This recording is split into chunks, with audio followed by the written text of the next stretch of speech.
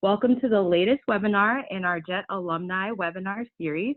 We have monthly webinars. My name is Casey and I'm the program coordinator for USJETAA. I will be moderating this webinar on careers in communication and marketing. First, I'd like to welcome today's speakers. We have Jessica CORK and Mark Frey. Thank you for joining us. Today's webinar will provide information on how JET alumni can pursue careers in the marketing and communication field. We'll hear from JET alumni who have pursued this career path.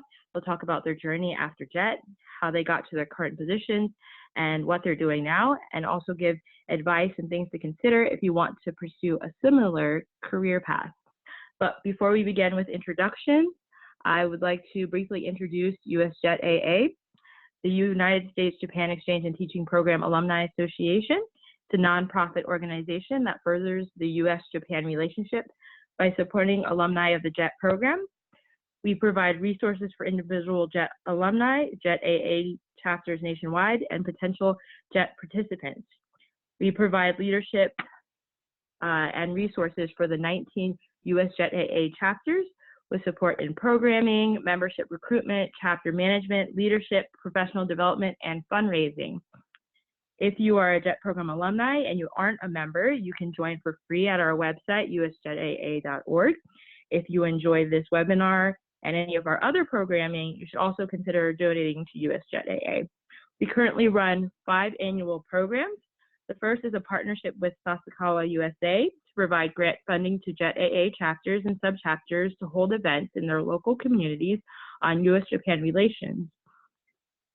Applications for the first round of the 2019-2020 grant year are due by July 1st, which is coming up this Monday. So if you're interested, definitely check out our website for more details. We also facilitate a leadership program funded by Claire, where representatives from USJETAA visit chapters and sub-chapters to hold workshops focused on leadership and growth. Applications for this program are always accepted on a rolling basis. So if you're interested, please reach out to us. Our third program is the webinar series, which you're attending right now. We hold 2 different series, one for JETAA chapter leaders and the other for JET alumni. Our fourth program is the microgrant initiative with the U.S. Embassy in Tokyo, which funds current American JETs for projects in their schools and communities. The application deadline for this program has already passed, but it usually opens up again every year in the fall. So definitely check that out. Our newest program is a partnership between USJETAA and East-West Center in Washington, D.C. We have JET alumni authors who write articles for the East-West Center Asia Matters for America website. Our deadline for the second submission has already passed, but we're looking into doing more of this program in the future. So definitely check on our website if you're interested in writing an article for the East-West Center. Before I turn it over to Jessica, I'd like to let listeners know that we are recording the webinar and we'll post it on our website for those who can attend. Please hold all your questions until the end, or you can also just write them in the chat box or the Q&A feature, and then we'll go through questions at the end. There's also the raise hand function. If you would like to ask a question using your microphone, you can do that at the end of the webinar. So now I'm going to pass it over to Mark, who will be our first speaker, and he will be speaking on working in marketing and sales. So I'm going to go ahead and pass it off to him.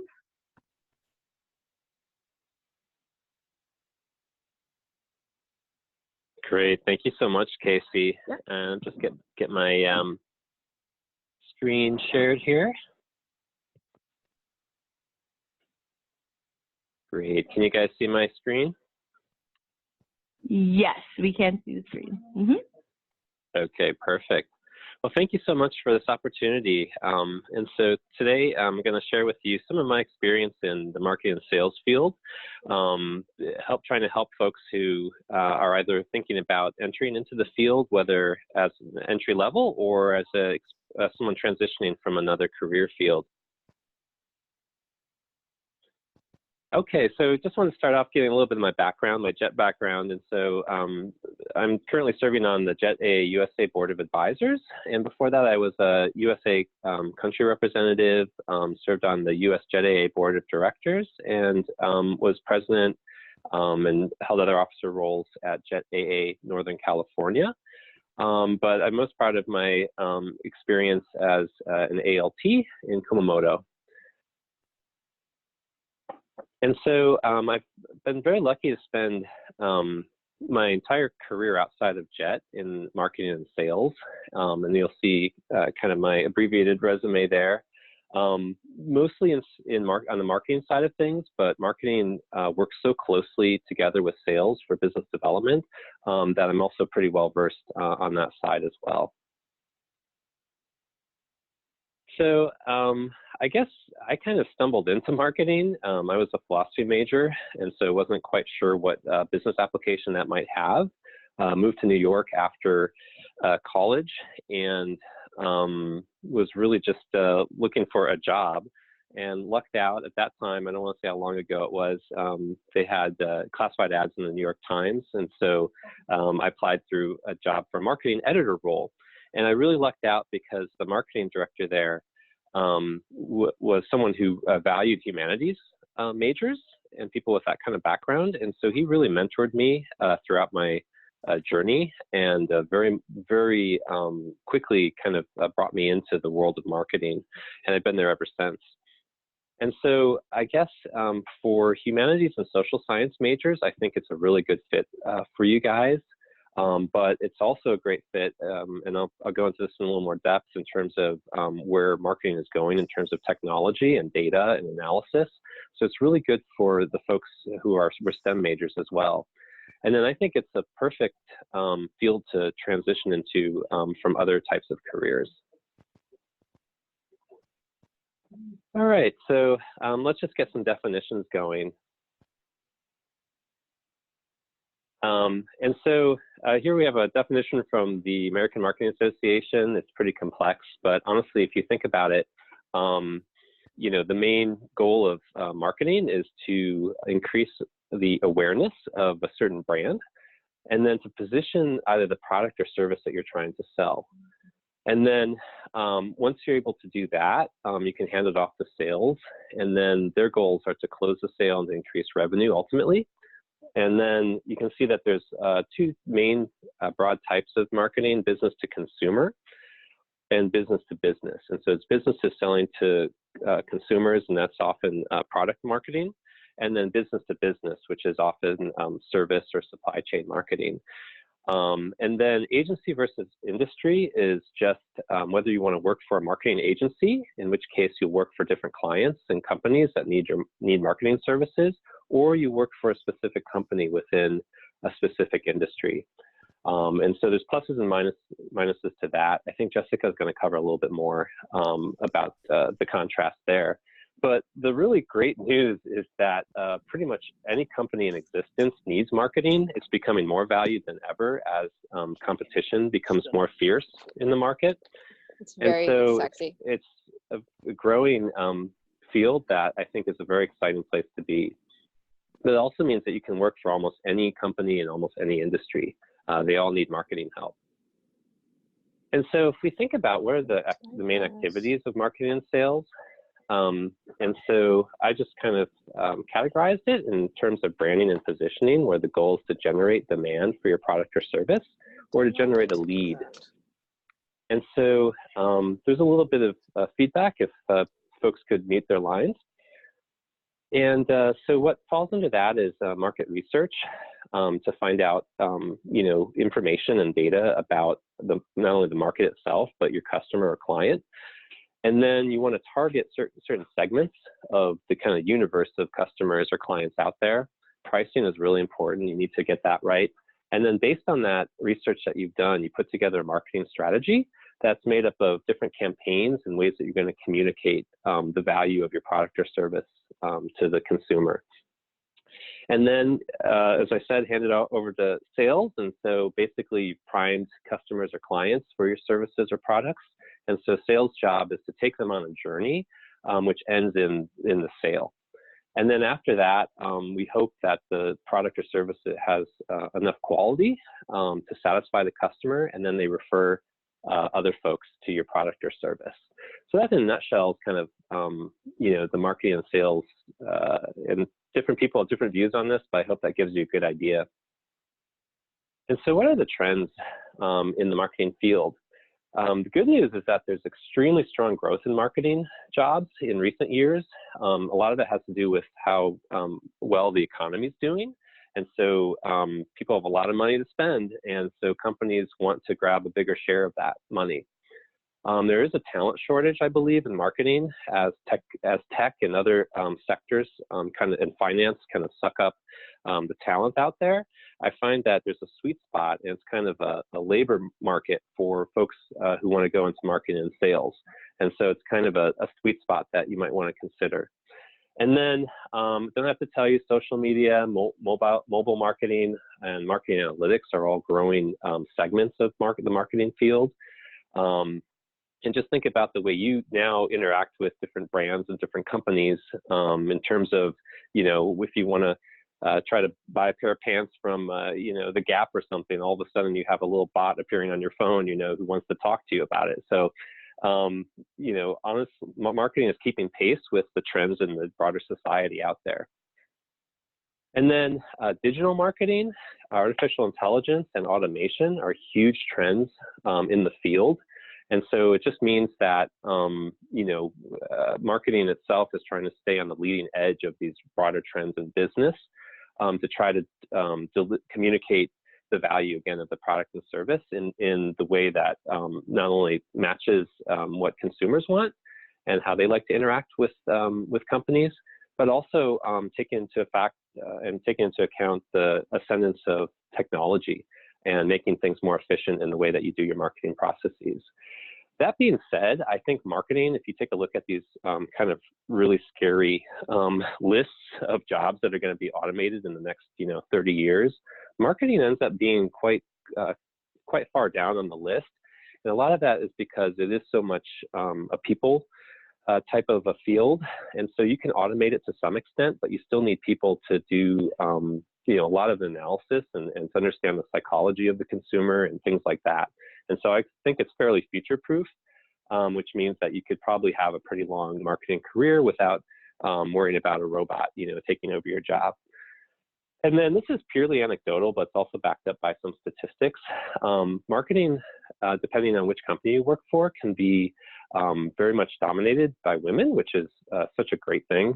And so if you're a woman listening to me now, I think it's a great field where there's a lot of extremely talented women leaders in the field who are empowered, and so it's a especially great field, I think, that you get a lot out of.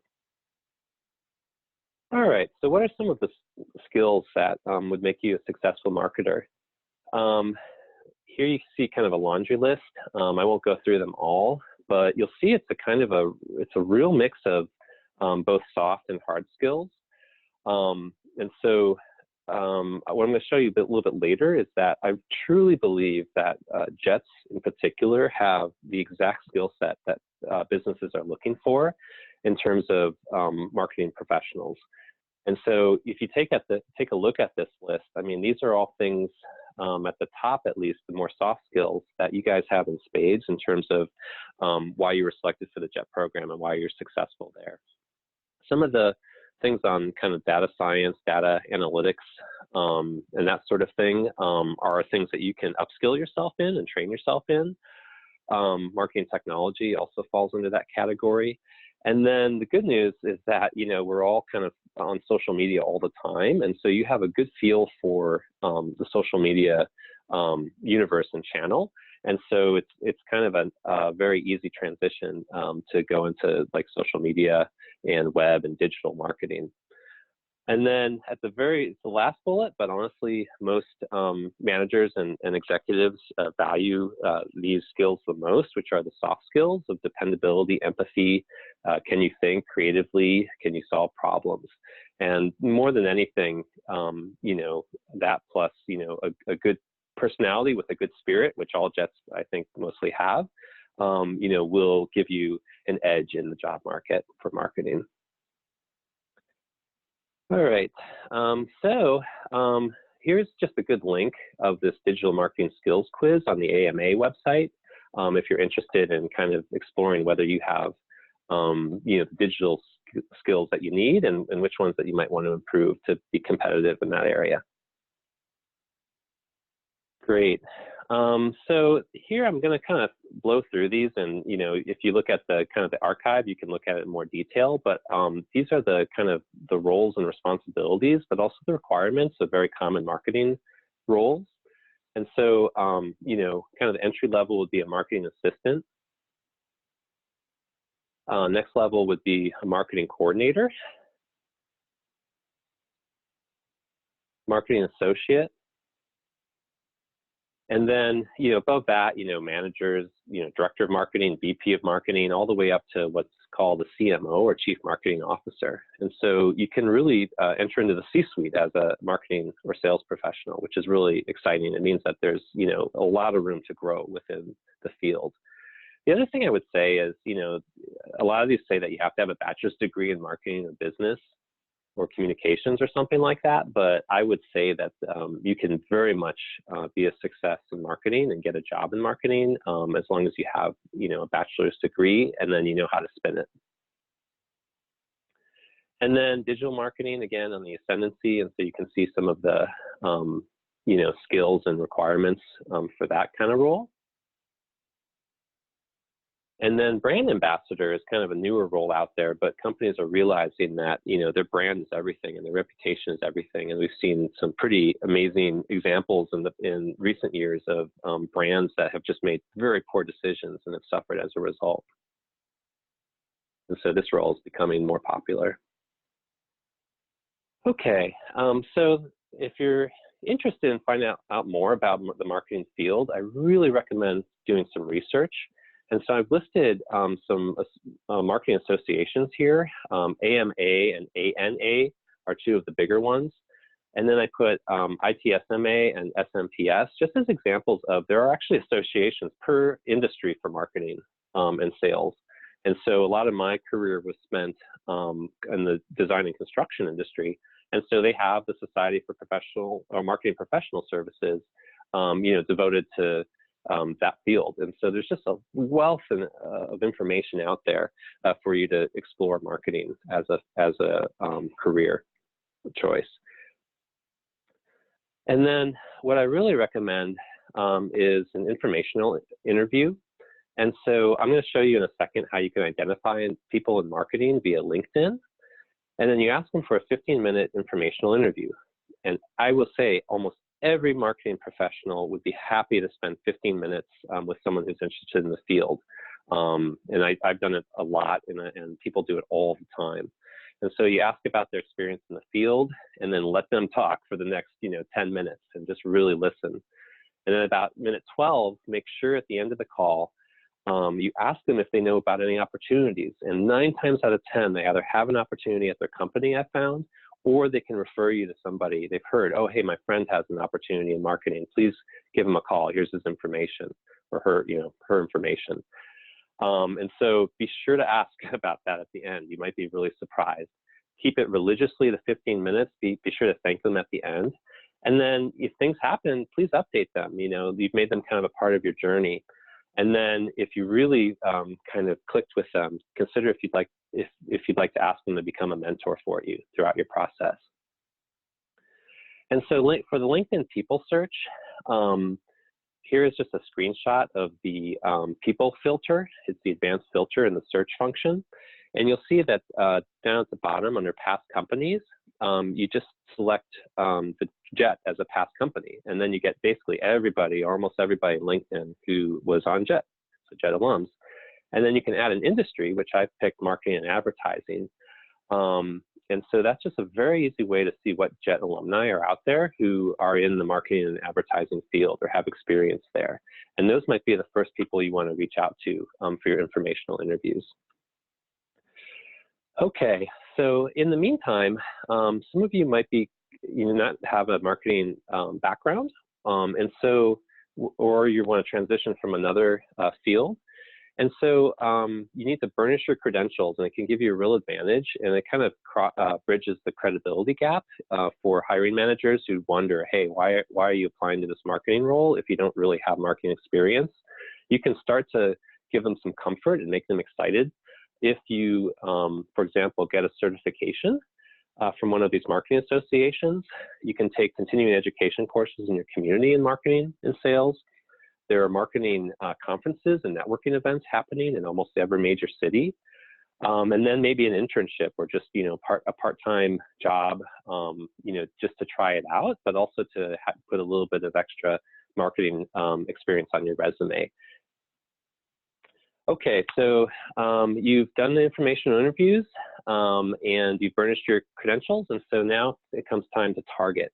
And I don't have to tell you that basically it's pretty much a waste of time if you apply to a job for which you have no connection at that company. And studies and statistics have shown this. And so what I suggest is that you, first of all, because marketing can be for any industry, that you target an industry that you're interested in. And of course, the high growth industries are the ones that are going to have the growth in the marketing budgets, and they're going to be wanting to hire more marketing folks. And maybe just start with 5 companies, within that.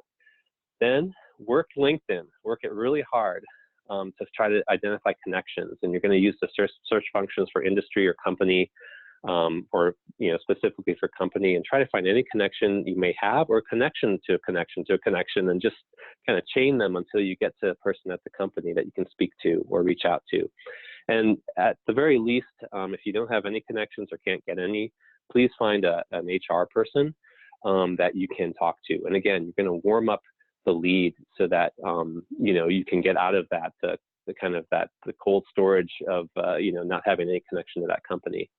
And then with that person, that connection, get a referral, right? And then I'm just a big fan of incremental progress. And so just mark any little thing that you do as a win. And so even if that day all you accomplished was you identified 5 new target companies and you found a way to connect with them, mark it as a win and feel good at the end of the day. Okay, I won't spend a lot of time on this. Again, this is another area where you can, go back and kind of take a closer look at this. But I think part of the issue is that JETs, especially if it's their first job out of JET, don't know how to translate their JET experience into business speak that hiring managers in business understand. Again, I think JETs have all the experience they need to be very successful in business. They just don't know how to talk about it in the right way. And so these are just some suggestions in terms of translating your JET experience into business speak that hiring managers will appreciate and will understand.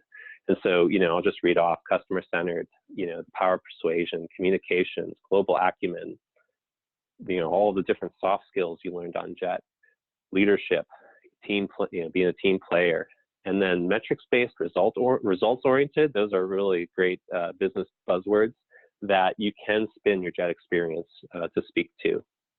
And then problem solving, adaptability, navigating organizations, and then adding value. These are all areas that, again, JETs have great experience with, and just you have to think about how to spin it in a way that's going to be attractive to hiring managers. And then, through it all, as you're applying, it's the value proposition. And so there's 2 ways of looking at it. One is feature, benefit, and proof.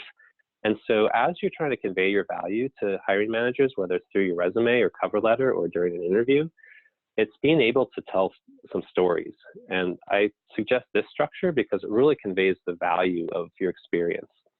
And so, for example, you can see an example here in terms of, if you coached English speech contest, for your students, that's actually an ability to develop innovative and successful approaches to achieve difficult goals. Like that's your skill set.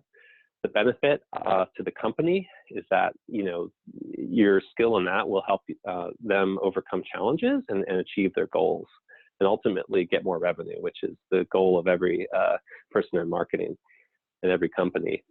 And then the proof, and so it's not just you saying this, but it's an actual statement of what backs up this, and it's kind of the results of it, and so you can see an example there. And then very quickly, there's another way to look at value propositions, and it's issue, action, impact. And so, here it's another way of telling a story that's very impactful. And so the issue is perhaps that there was low participation in the after-school English club when you got there. The action was you developed and executed a multimedia advertising campaign. Maybe you made posters in the hallways, maybe you spoke at assemblies and that sort of thing to get students to join English club. And the result was a bunch of students joined the club, they became active, and they had a chance to apply their skills for real-world applications. A little story like that really brings to life your experience on JET in a way that they can see is directly applicable to their business.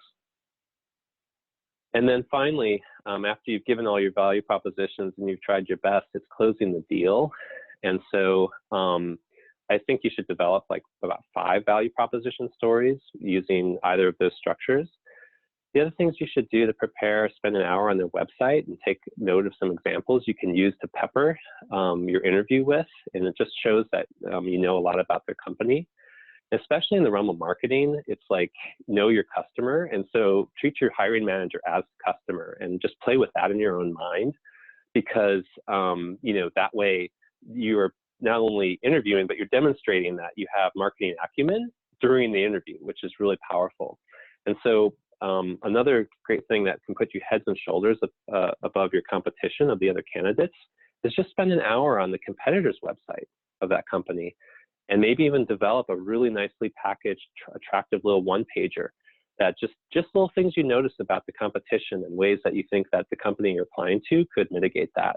And then during the interview at the appropriate moment, you just hand it to the hiring manager, and boy, are they impressed. And I guarantee that none of the other candidates are doing that.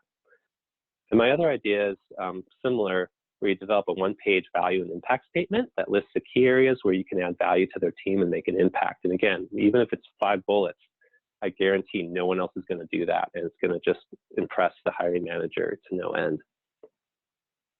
All right, so here's my final slide and just some resources. I'm a huge fan of this What Color's Your Parachute book that a lot of you probably have heard about, but I think it's probably one of the, it's an oldie but a goodie. It's kind of one of the best, I think, step-by-step approaches to job search and finding out what kind of job you want to do. And so I highly recommend that. The marketing associations, which I cited above. And then a lot of you might not know, but there is a LinkedIn group for JET alumni in marketing and sales. And so I encourage you to join that and post your questions and connect with folks in that group. And then in general, there's basically a LinkedIn group for every kind of profession. And so in your broader career search, I encourage you to go and check out those groups. There's the Jet with Job Board, which is has a lot of job postings across the country. And then PwC, which is my own current company, has a lot of openings all the time in marketing and sales. And I would love to refer you. So please do reach out to me.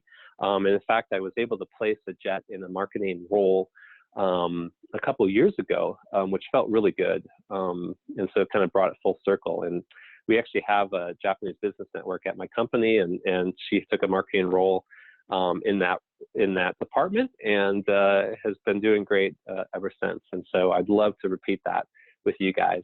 And then my email is there. Please do reach out to me if you have any questions, and also just very happy to schedule some time to talk with you more in depth in terms of what you're trying to do. But anyway, thanks again for this opportunity to speak with you, and I really hope that you consider making a fabulous career in marketing and sales.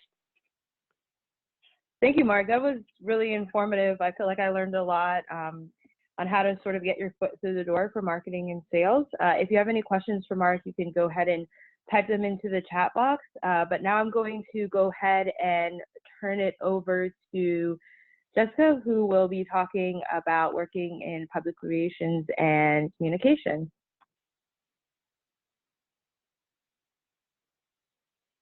All right. Hello, everyone. Can you hear me? Okay. Oops. Yes, we can hear you. Back to the beginning. Okay, perfect. So my name is Jessica CORK, and my current role is Vice President of Public Relations and Communications at YKK Corporation of America.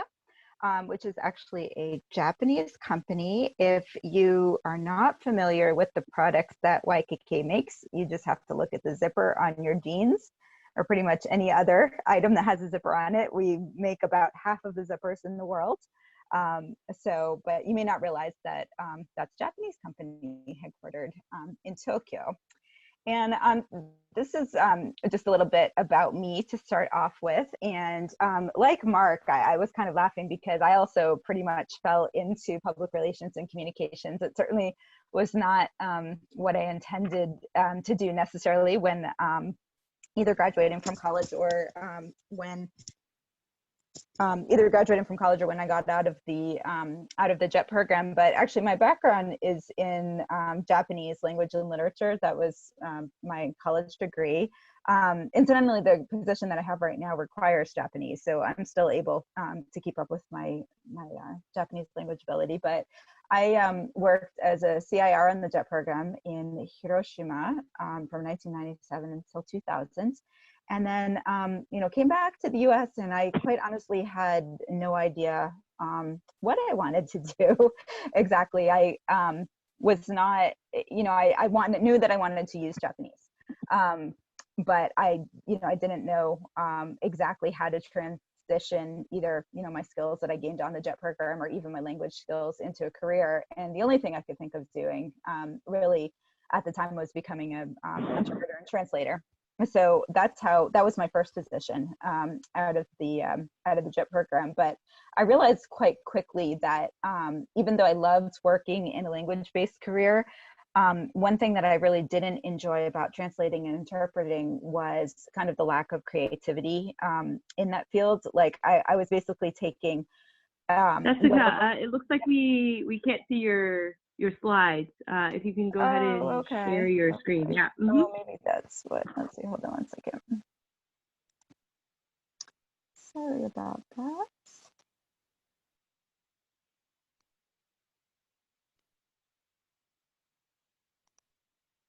Okay. Do you see now? Yes. Mm-hmm. Is it showing? Sorry about that. Okay. So I was stayed in that position for about a year, but then transitioned after that into a position at the Consulate General Relations Department for 11 years. So that's when I first really developed an interest in PR, or even started to understand what that role was. And then my current position that I have right now was one that at YKK that I got completely through networking. So kind of one of those things that, Mark mentioned, the importance of networking, and I will definitely attest to, is that just being as active as you can be with making good relationships and connections with people, you never know where that is going to benefit you down the line. So I was, at the consulate for 11 years, really happy in that position. But had the opportunity because of that role to meet a lot of people within the community, and the position I have right now just fell into my lap. It was never advertised. I was recruited to come into the position by the CEO of the company just because he's someone that I had known for many years. So I'll definitely say networking is vital. And that's also, I think, how many jobs, there are plenty of jobs first before advertising for positions. So that's a little bit about me, about what public relations is. And it's interesting to come, after Mark's presentation on marketing, because also, marketing and PR are very closely related in a lot of ways. And I work very closely with our marketing department at my company. And there's a talk with like a lot of accomplish is the same, and in some places they converge together. But this is basically one of the definitions of it is that it's basically communicating in a strategic way in order to build good relationships between your organization or your company and the public. So you're just trying, as it says, the second part, at its core, public relations is about influencing, engaging, and building relationships with key stakeholders. So you're trying to, reach out through a variety of ways, as many ways as possible with both the general public, potential customers, government officials, for example, the media, and other stakeholders to positively influence them to think well about your company, which hopefully will lead to more sales and repeat sales later on. But there are a lot of different types of things that you can do within PR, and depending on where you work, you can either be doing all of them. So in my organization, we have a pretty small department. It's just 4 people. And because we're such a small department, all of us are doing all of these things. So we have to, hone our skills in a lot of different areas, what actually makes it pretty exciting every day. But if you're working for example, an agency or a company that has a really big PR department, you just might specialize in one of these areas. But some examples of them, brand journalism and content creation, corporate communications, like the internal communications within the company, like newsletters and internal social media, crisis communications. Hopefully you don't have to do that too often, but when something goes wrong, you're the one who has to figure out how to communicate to keep the damage under control. Event planning, executive communications, so like speech writing for your CEO or other executives. Internal communications, sometimes marketing communications, working with the media, multimedia or reputation management, social media, speech writing, and the list kind of goes on. I have a slide here that shows a bit about what I do kind of throughout the year, which I think kind of illustrates the point. What I was just saying is that you may be doing all different kinds of things. So like my day never looks the same. Depending on the time of the year, the day of the week, what projects that we have going on, etc. So basically what we are trying to do as our team is to build trust and engagement and an emotional bond with our stakeholders. At our company, we, as part of our core values initiative, we specifically define our stakeholders as being our employees, our customers, and also the society or like the local communities where we do business. We're a manufacturing company, so we have pretty large footprints in each of the communities where we are. And we try to do that mostly through storytelling. And we tell stories about YKK's philosophy, core values, what our employees are doing in terms of them, good stories about how they're giving back to the community, or how they're, their different skill sets within the organization, and hopefully by people to think that, that we're a good company.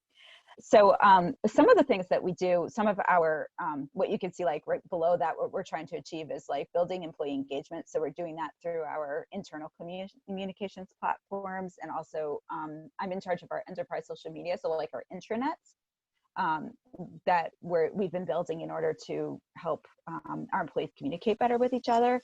The person who handles leadership development also reports to me within my department. So he's a person who's in charge of planning all of the different leadership events for our executives and other managers that we want to promote into more senior roles, and also handling succession planning.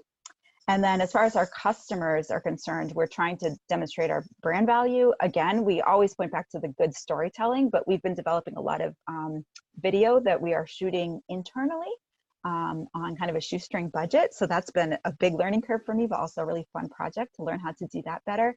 And learning, kind of all of our knowledge on social media has been something I've had to learn within the past 6 years on the job, because as you might imagine, social media, even just in the past 6 years, has changed a lot and is ever changing.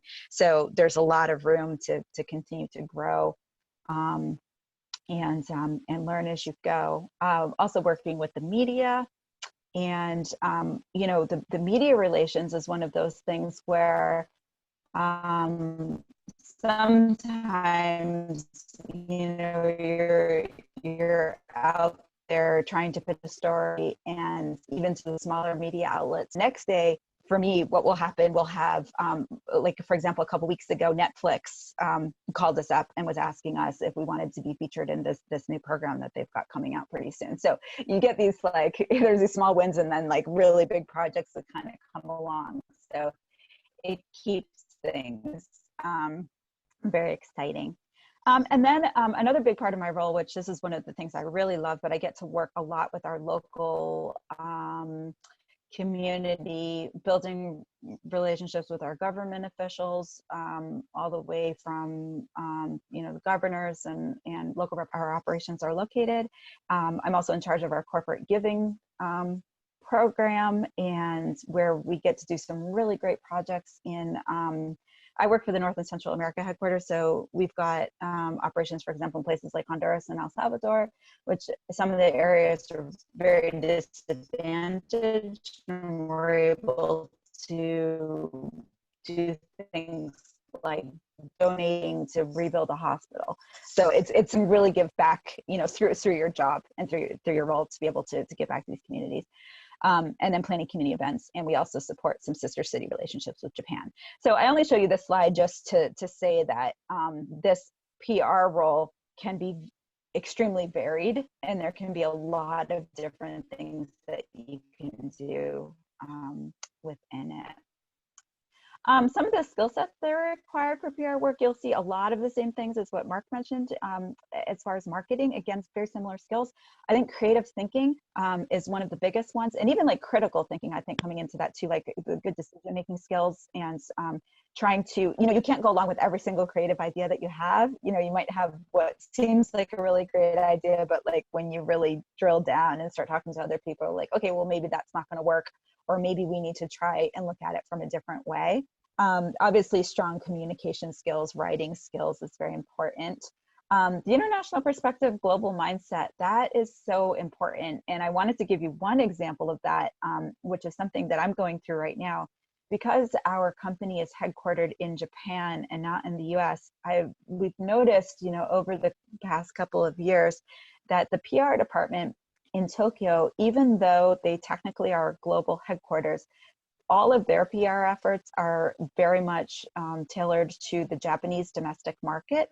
And so they, when they were issuing press releases and such things, you know, like originally, like my thought was, well, the global headquarters is supposed to handle that globally.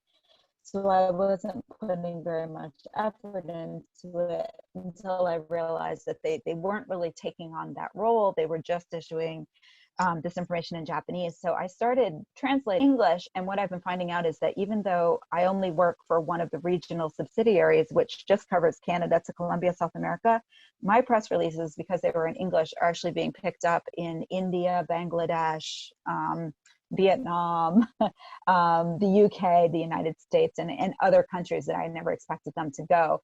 So it's really important for me, because I'm an English speaker, I become the de facto voice of YKK globally, even though I'm not even located at the headquarters. So I have to be very careful when I'm sending out these communications, that I don't just have the American mindset. You know, we need to have a global mindset, because the speed of communications, you know, as soon as also being very important, because as you can see, a lot of different, sometimes competing priorities, and you need to be able to prioritize which projects that you're going to take on and which need to be left for later. The ability to adapt to new technology also so important. It's changing, like PR, marketing is the same way. It's just changing so quickly. And so I feel like I have to really keep up on the latest news, you know, the newest technology, and you have to constantly be learning, you know, new things. And then wanting to grow, you know, your personal growth, and learning quickly, and then being flexible. And then what I wanted to do, just as kind of a final set of slides, is to give you a little bit of information on if you're looking to go into the PR and news communications fields. There's kind of house. And I don't have very much experience with agency work, only because I've never worked in an agency, but I have used outside consultants for some of our peer work. But those two jobs can be very different, whether you're working for an agency or whether you're working in-house. So it's definitely something for you to consider.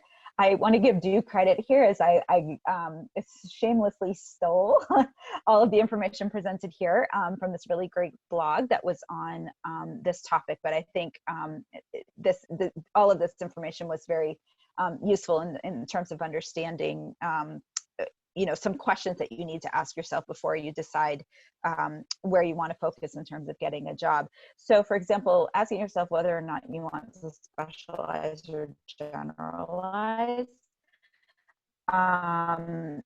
that in an agency you tend to be much more specialized because you've got specializes just in social media specifically, or building websites specifically and things like that. Whereas in-house, you can see from my slides, you wear a whole lot of different hats.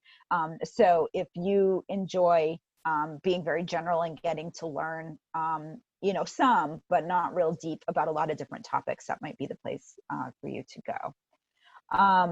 Thinking about whether you enjoy really fast-paced work or not. So agencies tend to be a little bit more fast-paced, have more set hours in terms of like an agency can be really busy if you're trying to get a project done on time, that you might have working tons of hours, where in-house you have a bit more ability to time your projects accordingly.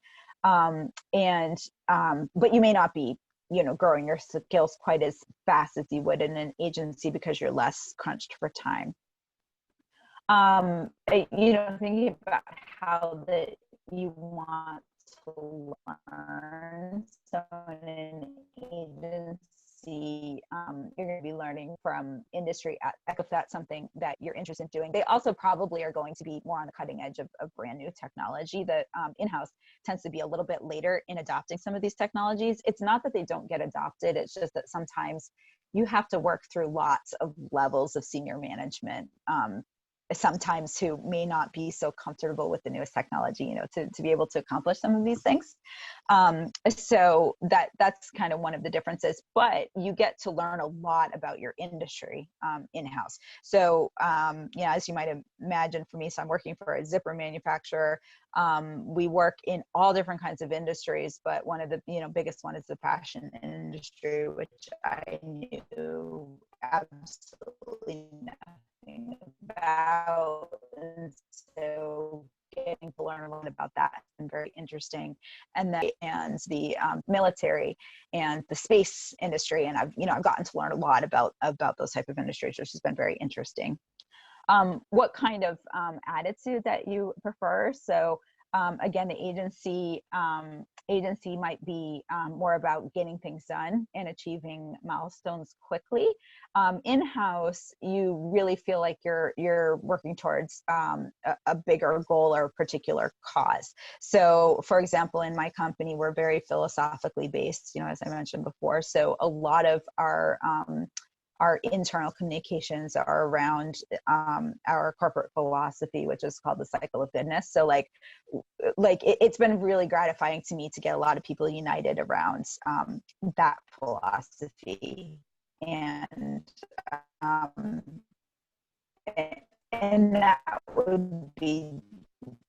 that's probably, something that the company, so you don't get as much of that as, being united around the goal.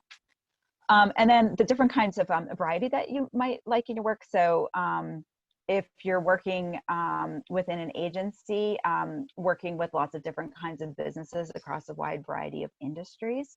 But the type of work that you do is often going to be very similar. But, back like I was mentioning before, in-house having a range of responsibilities,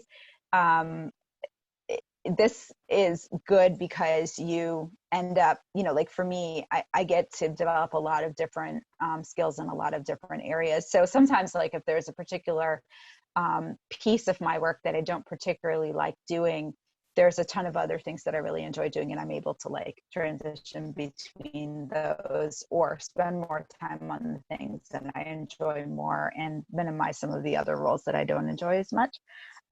So there's a lot of variety there. And then efficiency and effectiveness, that's back to the agency being more about the billable hours, so trying to get things done as quickly as possible. In-house, you have a lot of very long-term projects. Like I have some projects I've been working on, it might be 3 or 4 year timeline because they'll be very large scale or having to get a lot of different varied stakeholders on board with what we want to accomplish. And then are you really passionate about a particular industry? So in-house, that would be a really good way to develop that, you know, if there's a certain, so for example, just because they're passionate about that first before they came into like a sales or marketing or PR role within the company. And then how fast that you want to progress in your career. So that will depend a lot. For both agency and in-house work, that will depend on how large those organizations are. So whether there's room to move up or not. A lot of agencies do have room to move up, but then some of them that are smaller, you may need to go to a different agency in order to move up in the role. Within in-house also, that's the same way. If you're part of a very small team, there may not be a whole lot of growth, but to expand your own role. That definitely has been my case, is that when I first was hired by my company 6 years ago, when I took over from my predecessor, what my predecessor was doing and what I'm doing are almost, I'm doing hardly anything that he was doing, because I grew, you know, the role and expanded the role and expanded the influence as I've gone and taken on new projects, new responsibilities. So, so there is a way to expand if you're creative about doing it and building relationships with the right people within your organization. And then whether or not you want to be the decision maker. So agencies, you know, a lot of times that's going to be your client who's going to have the final say. When it's in-house, a lot of times it might be you who gets the final say, or at least your executives. And many times within the PR role, you'll be reporting directly to the CEO or the president of the company. So you have a lot of kind of autonomy in decision making, which is great as well. And then this is just my last slide here. Some associations to join are some great information sources. The Public Relations Society of America is fantastic. There's a fee to join, but they have a ton of articles and webinars and conferences and all kinds of things that we can get a lot of really great technology, the newest techniques that are out there. And also the Institute for Public Relations and the Arthur Page Society are also have some really great articles that you can access through the website or social media. So that is all from me. And I would love to have you connect with me or reach out to me later. I am on LinkedIn, or if you just Google my name and YKK, it'll be very easy to find me. So thank you so much. Thank you, Jessica. That was really insightful guidance and a lot of things to consider if you're considering this sort of career path. If you guys have questions, go ahead and write them in the chat function. You can also write them in the Q&A box, or you can use the raise hand function and ask them in person as well.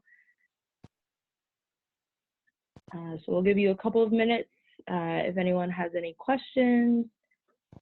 I also want to let you guys know that we'll be recording the webinar, so if you missed the first part of the webinar, we'll be sending it out to everyone who registered, and then you can go ahead and watch that first part as well. I guess to get things sort of kicked off, what were some sort of challenges that you guys both had in the job search, whether, you know, that was while you started job hunting while you were in Japan or back here, particularly in this field? And what are some skills that you think would really stand out to employers in this field to really emphasize if you're going for like an interview, or if you're maybe, you know, filling out your LinkedIn page? what are some like key skills and what are some challenges that you guys face?